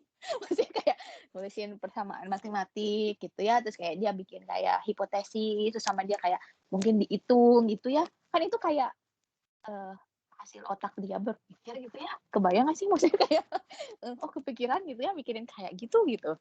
Dan itu teori yang istilahnya mendukung eksperimen kan. Karena kan misalnya ada orang yang dia kerjanya eksperimen ya wet lab, ada yang misalnya kerjanya di otaknya aja gitu ya. Misalnya dia bikin teori apa atau misalnya kerjanya mungkin kalau sekarang ditambah dengan komputasi begitu ya. Tapi maksud saya itu kayak itu sesuatu yang orang lain tuh bekerja keras untuk mengeluarkan hasil pemikiran seperti itu. Itu adalah tongkat estafet dari keilmuan begitu ya. Nah, harapannya sekarang gitu ya Anda sebagai generasi masa kini begitu ya, istilahnya Anda sekarang mah tidak perlu repot-repot misalnya untuk kayak mulai dari awal gitu ya. Anda belajar baca buku dari apa istilahnya memahami intisari yang sudah dikerjakan oleh ilmuwan-ilmuwan sebelumnya supaya harapannya supaya Anda juga bisa berinovasi begitu ya. Jadi kalau misalkan nanti Anda ngerjain TA begitu ya, Anda tuh bisa kayak berpikir gitu ya, oh saya tuh topik TA-nya ini, saya tuh mau ngerjain ini gitu. Nah kalau saya dulu ya pas PhD gitu ya, kan kayak gitu juga ya misalnya dikasih topik gitu ya, tapi udah nggak disuruh misalnya ya setiap orang beda-beda ya, tapi supervisor saya tuh nggak mendikte saya harus ngerjain apa, jadi pokoknya topik kamu ini, ya terserah mau dikembangin kayak gimana. Jadi kan saya harus mikir ya, saya harus ngerjain apa gitu ya. Nah itu proses mencari inspirasi gitu ya untuk melakukan riset itu, kalau pas saya PhD dulu itu bisa kayak dari mana aja gitu. Bahkan mungkin kepikirannya kalau saya lagi di dapur lagi masak gitu ya sambil nungguin masakannya matang terus kepikiran, oh ya tadi tuh saya di lab ngerjain ini, kok nggak berhasil ya? Mungkin saya harus ngubah parameter ini. Jadi kan saya punya ide tuh, misalnya studi pengaruh parameter ini terhadap apa gitu ya. Jadi kayak satu subbab misalnya di tesisnya gitu ya. Atau misalkan mungkin saya lagi main sama teman saya, terus misalnya kan kadang kalau melihat hiruk pikuk orang gitu ya, kayak apa istilahnya kegiatan di kota, terus orang tuh kayak lalu lalang atau apa gitu. Kadang tuh saya suka ngeliat kayak orang tuh kayak sibuk ya, misalnya kayak pergi sini pergi ke situ gitu ya, atau misalnya kayak berisik atau apa gitu. Tapi kadang di tengah-tengah seperti itu ada ide misalnya, oh saya mau melakukan ini gitu. Jadi ide-ide seperti itu kadang muncul tidak sengaja begitu ya. Makanya misalkan ini kan salah satu kebiasaan itu kalau Anda punya ide itu ditulis gitu ya. Jadi kalau misalkan Anda punya buku saku gitu ya, tulis di buku sakunya atau kalau Anda pakai HP tulis. Anda punya semacam notes ide-ide yang sempat Anda kepikiran tuh apa ditulis di situ gitu ya. Harapannya yaitu gitu ya, Anda terbiasa mengeksplorasi pemikiran Anda sendiri ya, karena kemajuan teknologi, budaya, manusia itu dipengaruhi oleh generasi manusia itu sendiri begitu ya. Misalnya kalau sekarang Anda misalnya ya generasi muda gitu ya, kan perkembangan teknologi yang akan datangnya itu kan dipengaruhi oleh Anda juga kan, maksudnya segimana generasi Anda itu misalnya istilahnya ya menghasilkan produk budaya gitu ya, misalnya dalam bentuk pemikiran manusia, baik itu dalam bentuk saintifik atau misalkan teknologi atau apa gitu. Jadi nanti ketika Anda misalnya melakukan TA saja gitu ya, diharapkannya itu apa-apa yang sudah Anda dapatkan di kuliah dari tingkat 1 sampai tingkat 3 itu Anda gunakan untuk merumuskan misalnya TA yang istilahnya sejalan dengan tongkat estafet keilmuan gitu. Jadi Anda tuh tahu misalkan Anda sudah belajar tentang kinetika nih, udah 3 bab gitu ya. Anda tuh tahu intisarinya. Kan di Edunex juga kan sudah saya share juga ya, misalnya learning outcome-nya, generalnya apa begitu ya. Nah, diharapkan Anda tuh melakukan self assessment juga gitu ya. Ini learning outcome bab ini tuh apa sih gitu. Dan Anda harus pastikan Anda juga tahu gitu mencapai si learning outcome tersebut gitu ya. Misalnya ya kemarin misalnya saya nyidang gitu ya, terus saya tuh nanya ya ke mahasiswanya, "Coba tuliskan hukum laju reaksi orde 2." Kan kalau saya mikirnya ya, hukum laju reaksi orde 2 tuh yang sederhana gitu ya, misalnya V sama dengan K dikali A gitu, pangkat 2 misalnya. Itu kan paling sederhana kan?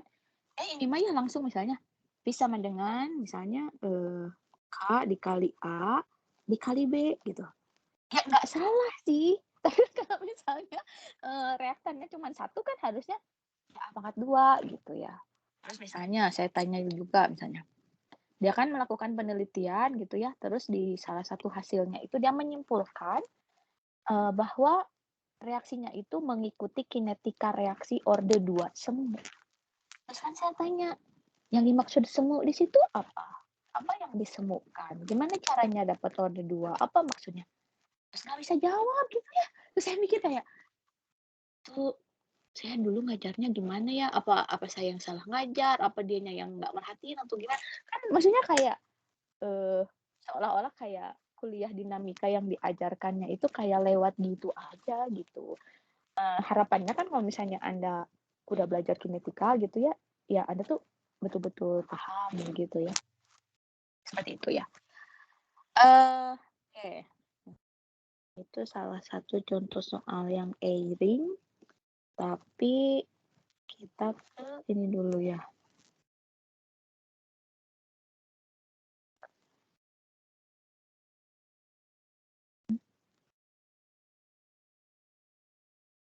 Oke.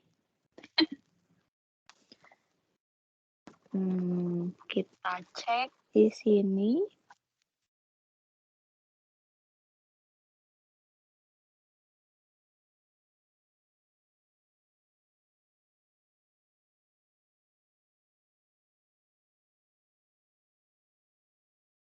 Oke, sini kita cek. Ini di saya itu 54.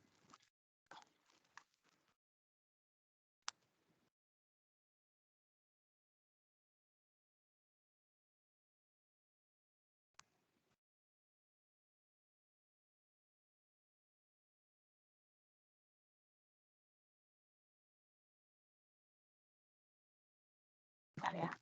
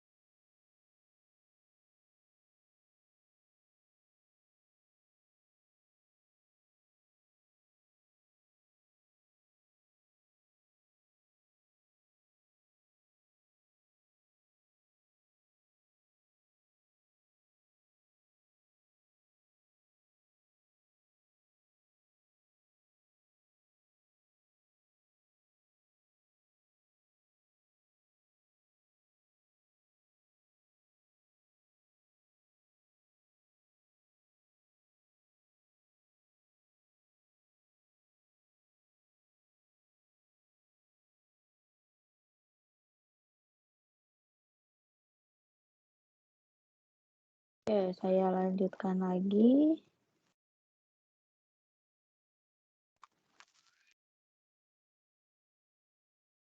Di sini saya sudah mendownload salah satu hasil pekerjaan dari Muhammad Rafif Yazid. Ada?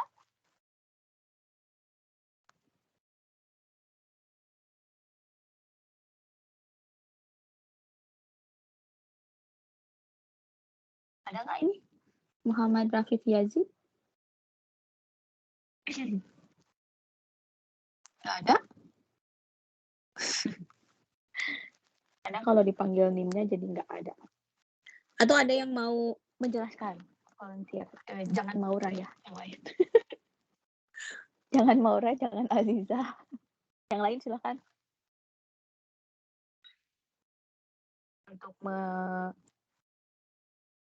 Untuk menjelaskan gitu ya.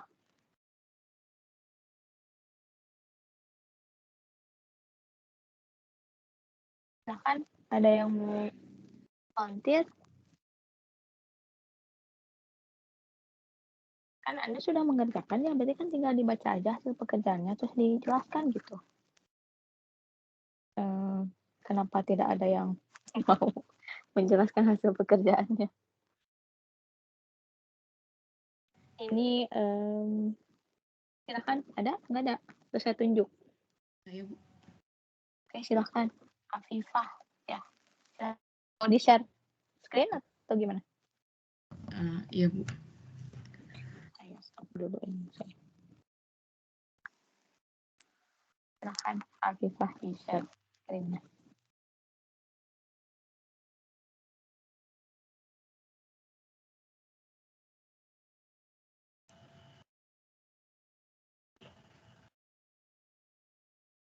Sudah terlihat ya, Bu?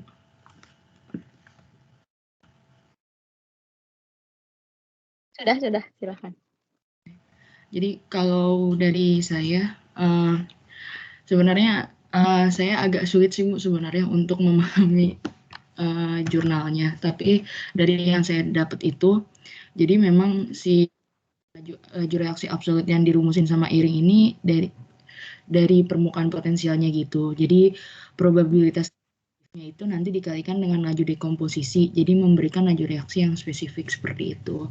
Nah, terus saya juga memasukkan laju spesifiknya seperti apa, di mana persamaan satunya itu merujuknya kepada atom A, persamaan duanya merujuk kepada BC. Nah, persamaan 3 untuk menunjukkan aktivasi kompleksnya saya tuliskan berikut. Lalu Eyring juga menentukan laju reaksi absolut berdasarkan kuantitas yang tersedia dari permukaan energi potensial seperti itu. Jadi definisikan kompleks aktivasi sebagai titik pelana bersama dengan gangguan positif di semua derajat kebebasan. Seperti itu. Lalu untuk di jurnal yang kedua juga ada penjelasan tentang teori keadaan transisi juga dari Eyring, di mana beliau menggabungkan dua macam teori tentang pemahaman tabel periodik dan perlakuan setiap molekul di dalam kuantum mekanik. Nah, jadi laju Eyring yang digunakan adalah sebagai berikut dengan KE-nya itu koefisien transmisi. Persamaan laju teori keadaan transisi di atas itu harus dipastikan bahwa reaktannya berada dalam keseimbangan. Seperti itu, Bu.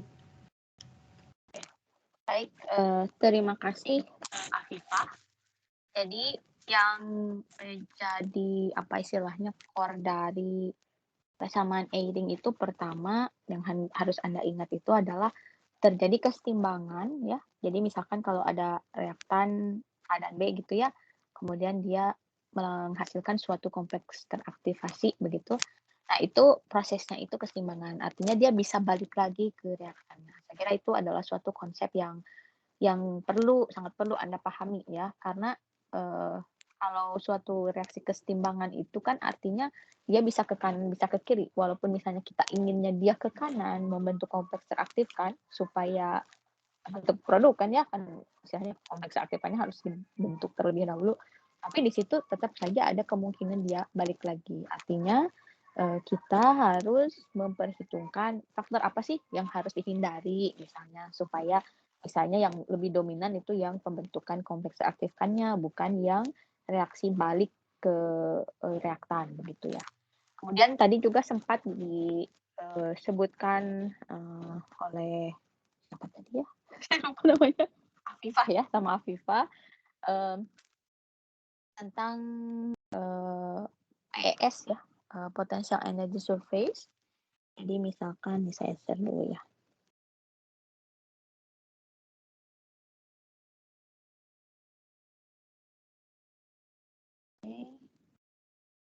Nah, ini saya ambilkan kurang lebih representasi ya, contoh aja skematik begitu ya, dari suatu permukaan energi potensial ya.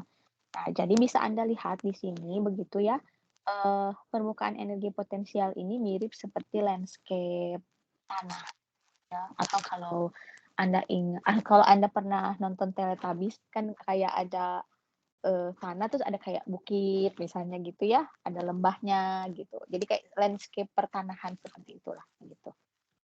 Nah, di sini kan kalau misalkan Anda ingat tentang plot energi potensial terhadap koordinat reaksi kan yang kita biasanya gambarkan tuh misalnya seperti ini ya.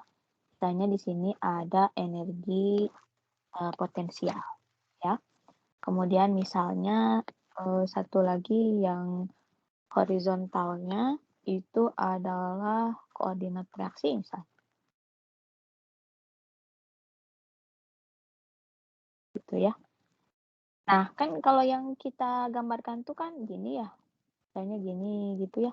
Nah, terus ini yang paling maksimumnya itu misalnya tempat di mana di situ ada kompleks teraktifkan gitu ya. Jadi dia berada di puncak gitu. Di mana puncaknya itu apa istilahnya kita memplot energi potensial terhadap koordinat reaksi. Terus yang bagian puncaknya itu ya, itu berarti kan energi potensial paling tinggi ya. Nah, di situ tuh kita mengklaim bahwa di puncak itu yang energi potensialnya lebih tinggi, paling tinggi di antara yang lain itu adalah tempat di mana kompleks teraktifkan itu berada. Tapi yang harus Anda ingat adalah grafik ini diplotkan terhadap satu koordinat, yaitu koordinat reaksi. Ya, jadi apa istilahnya koordinat reaksi itu berarti memperlihatkan kayak atom-atom lah ya. Misalnya dia tuh letaknya tuh udah di mana gitu ya. Terus kira-kira jaraknya gimana satu sama lain, apakah dia berinteraksi dekat atau jauh dan sebagainya gitu ya. Dan gimana ketika ada suatu saat begitu ya, ketika tadi misalkan seperti yang si kompleks kobalt ya dengan OH- gitu ya, mereka tuh berinteraksi ya satu sama lain, ada ternyata keadaan di mana pada suatu saat, pada suatu koordinat reaksi tertentu begitu ya, itu tuh energi potensialnya itu paling tinggi. Nah, terus kita klaim misalnya bahwa itu adalah kompleks teraktifkannya begitu ya. Nah, kalau sekarang kita lihat begitu ya, bagaimana kalau misalnya sekarang bentuknya lebih 3 dimensi lah begitu ya dibandingkan yang tadi digambarkan yang 2 dimensi. Nah, berarti sekarang ini di sini kita akan memplotkan gitu ya. Misalnya yang sumbu ini yang vertikal gitu ya, itu tetap energi potensial. Tetapi misalkan yang sumbunya sekarang kita seolah-olah punya 2 gitu ya, punya 2 koordinat lah, 2 sumbu gitu. Yang satu itu misalkan koordinat reaksi begitu ya. Jadi yang tadi ya posisi atom-atom di dalam sistemnya itu kayak gimana gitu ya. Yang satu lagi itu jalur reaksinya, misalnya bisa dibilang seperti itu. Nah, kalau misalkan kita lihat ya, misalnya titik yang ini, kelihatan ya, yang ini. Nah, misalkan ya, gitu ya. Itu kan kalau misalkan kita lihat ya, itu misalnya itu adalah untuk keadaan transisi dengan struktur A, gitu ya. Kemudian kita misalkan lihat lagi yang ini. Ini. Itu adalah untuk misalkan keadaan transisi untuk struktur B. Kalau misalkan Anda lihat ya, kalau kita lihat yang tadi yang A pertama yang ini, kita lihat dari satu sisi, misalkan dari ini kita lihatnya matanya dari sini, begitu ya? Matanya dari sini. Kan yang posisi yang ini itu kan kayak bukit ya. Ada kayak optimumnya, paling tingginya di mana. Jadi seolah-olah kayak yang inilah gitu ya. Jadi itu yang paling optimumnya, yang paling tinggi energi potensialnya itu tempat kompleks teraktifkan. Tapi coba sekarang kita masih melihat yang A ini, tapi kita ngelihatnya matanya dari sini. Ya mudah-mudahan bisa Anda bayangkan lah ya. Apa yang Anda lihat? Sekarang justru yang Anda lihat adalah lembah. Ya, lembahnya justru dengan energi potensial paling rendah justru. Jadi bisa kita lihat bahwa kalau kita lihatnya dari sudut pandang koordinat reaksi, tempat kompleks teraktifan itu berada, itu ada di daerah yang energi potensialnya paling tinggi.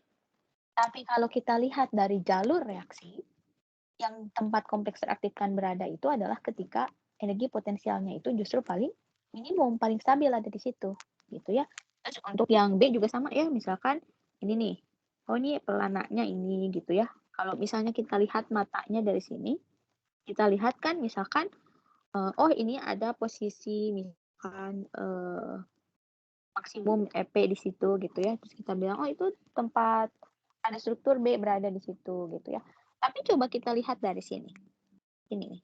Jadi matanya dari sebelah sini. Ini kan jadi kayak minimum kan? Ini itu jadi kayak minimum. Yang di sini itu jadi kayak minimumnya gitu.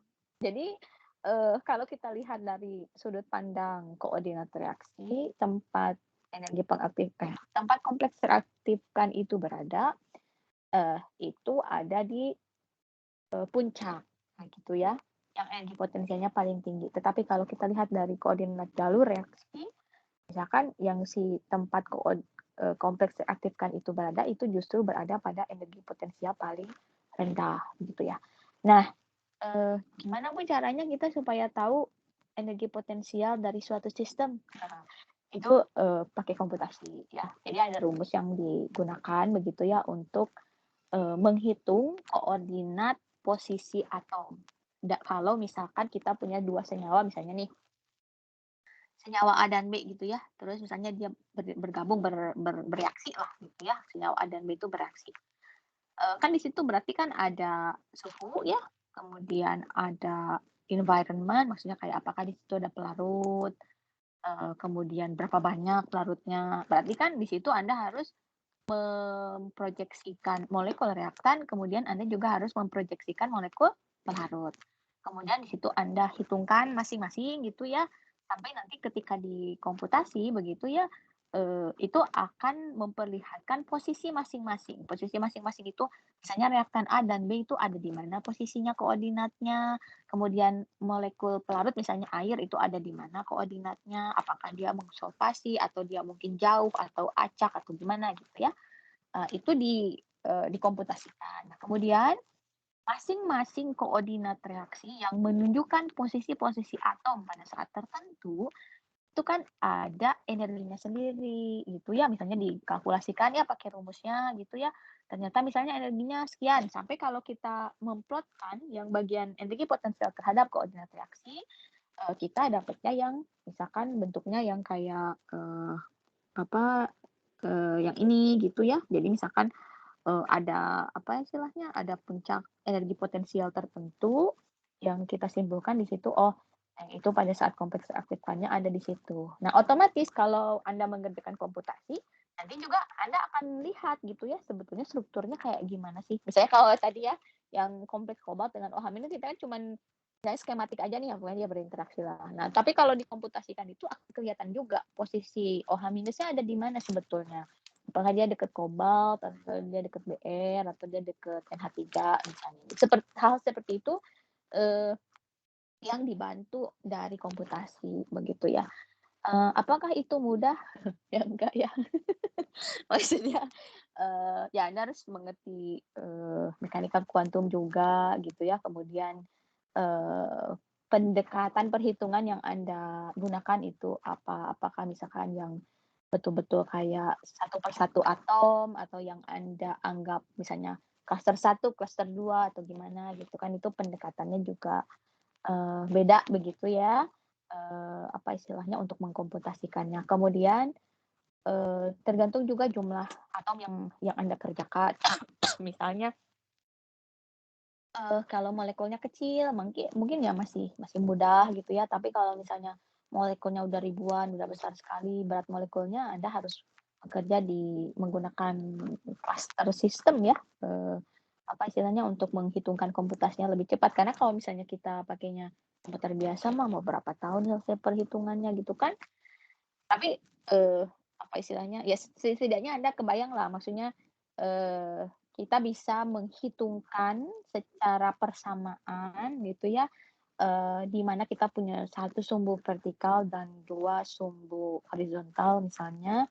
Yang satunya itu adalah koordinat reaksi, kemudian yang satu itu yang dari jalur reaksi begitu ya. Kemudian kita plotkan eh, permukaan energi potensialnya seperti apa, sehingga kita bisa melihat, oh di sini ada kompleks energi teraktifkan, di sini ada kompleks energi teraktifkan. Nanti tinggal dibandingkan kan ini jalur yang mana, apakah ini mungkin untuk dilakukan, karena belum tentu juga. Misalnya gini, kita ada komputasi gitu ya, terus dapat kesimpulan dari hasil komputasinya, gitu ya. Oh ini nih harusnya ya suhunya begini, suhunya misalnya sekian, pelarutnya ini, itu misalkan yang energi potensialnya paling rendah untuk kompleks teraktifkannya, jika dilihat dari koordinat reaksi.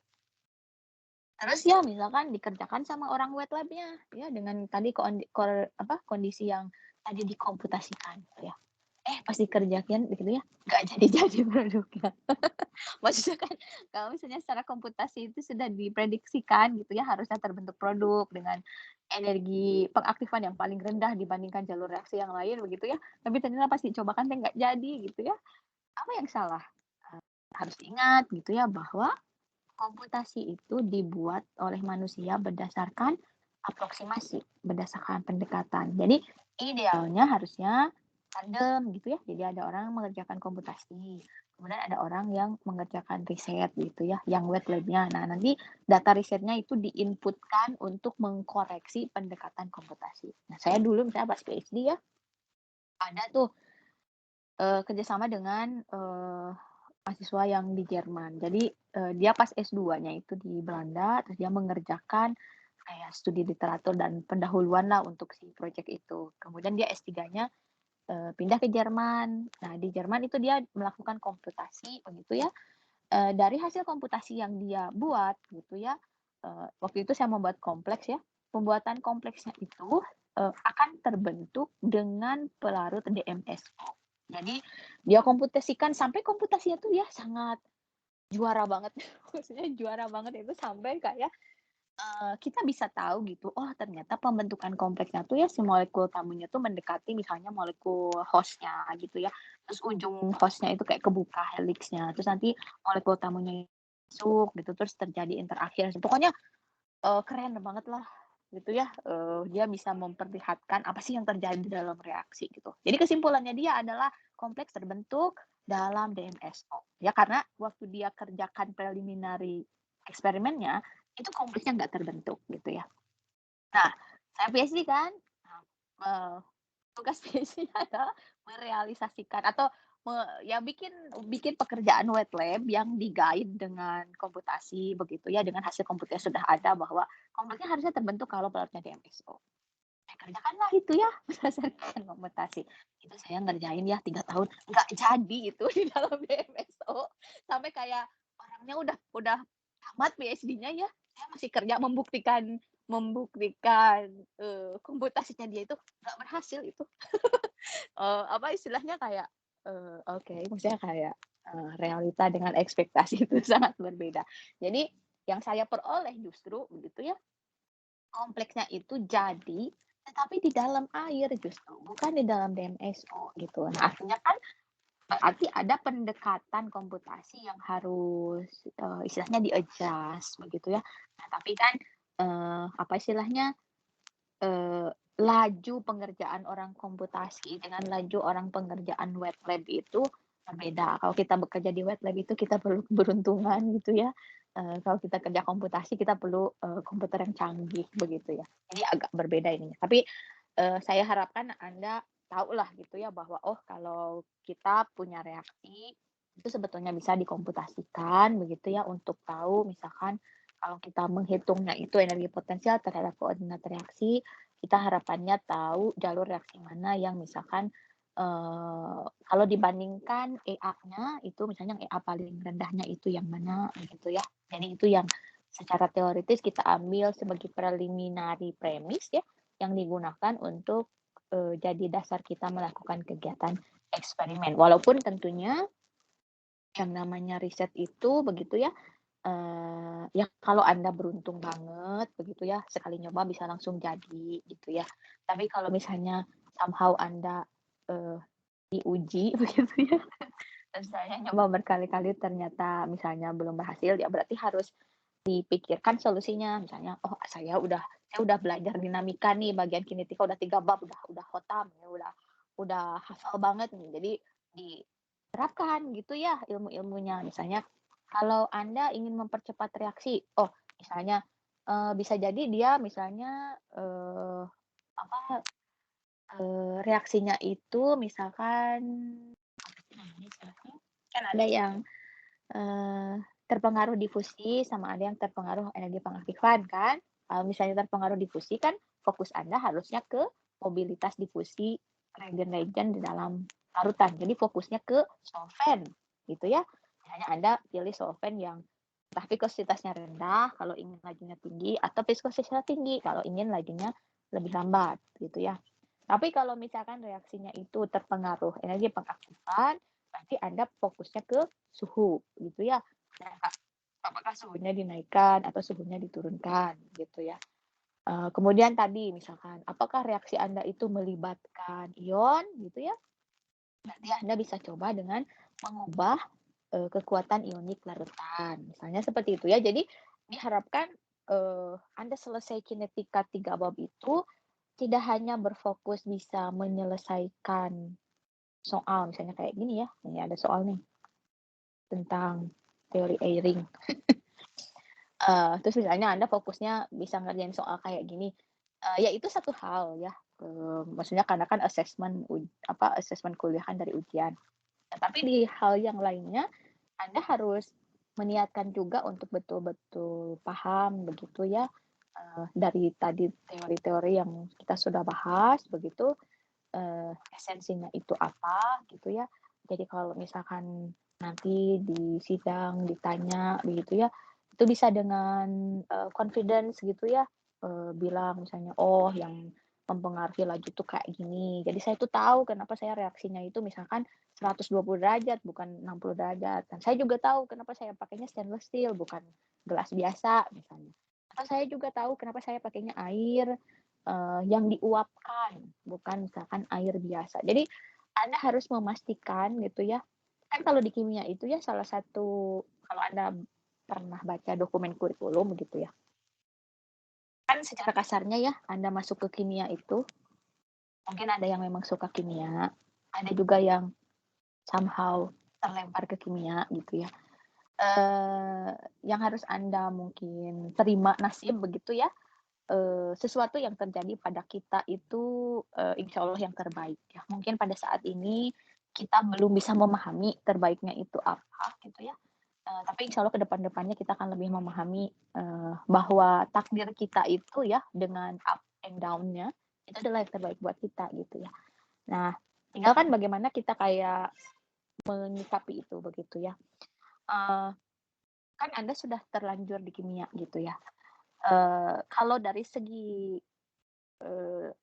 servis pendidikan gitu ya, kalau Anda masuk ke kimia itu sebetulnya Anda itu seolah-olah taken kontrak dengan prodi kimia bahwa Anda itu akan selesai S1 itu dalam 8 semester, 4 tahun gitu ya. Nah harusnya itu jadi pegangan juga kan, misalnya dalam artian diniatkan juga di Anda ya udahlah kuliah mah 8 semester aja jangan lama-lama gitu ya. Nah berarti kan Anda juga harus memikirkan gitu ya gimana strateginya dan sebagainya itu ya jalur kehidupan seseorang lah dalam menghadapi konflik bagaimana dia tuh merumuskan strategi begitu ya. Karena misalnya IP 4 itu tidak hanya menunjukkan misalkan orang tuh dapat hasil ujiannya di atas 75, tapi itu juga memperlihatkan bagaimana Anda menghadapi suatu masalah, strategi yang Anda gunakan itu seperti apa gitu ya. Nah, di kurikulum kimia itu salah satu yang jadi atas piramidnya itu adalah TA ya, di tugas akhir. Jadi harapannya kegiatan Anda selama di kimia belajar berbagai macam kimia gitu, ada yang Anda suka, ada yang enggak, ada yang Anda nangkep, ada yang enggak gitu. Ada yang Anda ngerti banget, ada yang saya juga nggak ngerti gurunya dosennya ngajarin apa misalnya gitu ya. Tapi semua itu termasuk praktikum, itu adalah skill yang diharapkan membentuk pribadi Anda sebagai lulusan kimia. Yang salah satunya itu dibuktikan ketika Anda melakukan TA misalnya, gitu ya. Jadi pas TA itu misalkan Anda memahami Anda mengerjakan apa. Anda juga berani mengeluarkan ide gitu. Kalau misalnya Anda bilang, Bu saya bukan orang kreatif, saya tuh suka bingung kalau misalnya disuruh kayak, ya udah terserah kamu ngerjain apa, kamu nggak kebayang harus ngerjain apa. Nah, kalau Anda sekarang punya pemikiran seperti itu, ya, Anda harus apa istilahnya ya, meniatkan untuk memperbaiki itu, ya. Kalau Anda bukan orang yang kritis, Anda harus meniatkan Anda ingin bisa berpikir kritis. Kalau saya dulu ya, saya lupa ya di kurikulum yang mana ya. Jadi dulu tuh ada kuliah yang kayak isinya itu, kalau pas zaman saya ya, isinya itu mengajarkan teori misalnya bagaimana berpikir kritis. Jadi salah satu cara berpikir kritis gitu, saya lupa nama kuliahnya ya, di kimia itu ya, tapi kayaknya sekarang mungkin entah nggak ada kali ya. Misalnya salah satu cara melatih berpikir kritis itu adalah mencari hole-nya ya di pernyataan, di suatu pernyataan. Jadi kalau misalnya teman bilang sesuatu ya, Anda kayak ini tuh yang bisa diserangnya gitu ya. Yang bisa diserangnya itu pernyataan yang bagian mana. Jadi kayak nyari-nyari kesalahan gitu ya dalam tanda kutip gitu ya.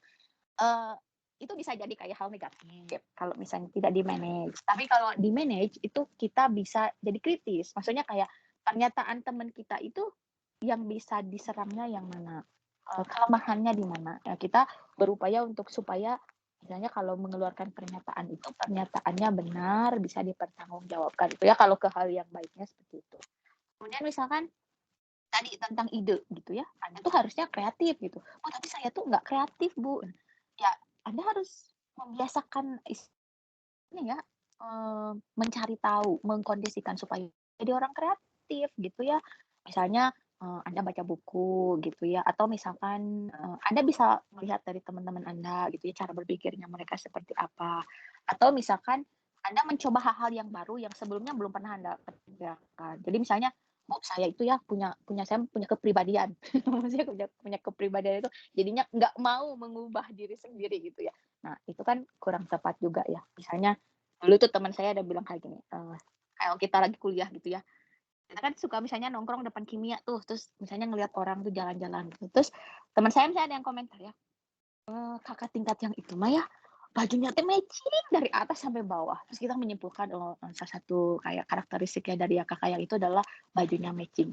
Terus teman saya komentar di samping saya bilang gini, oh kalau gitu saya juga punya kepribadian dong. Kepribadian saya adalah bahwa kalau saya pakai baju saya nggak matching.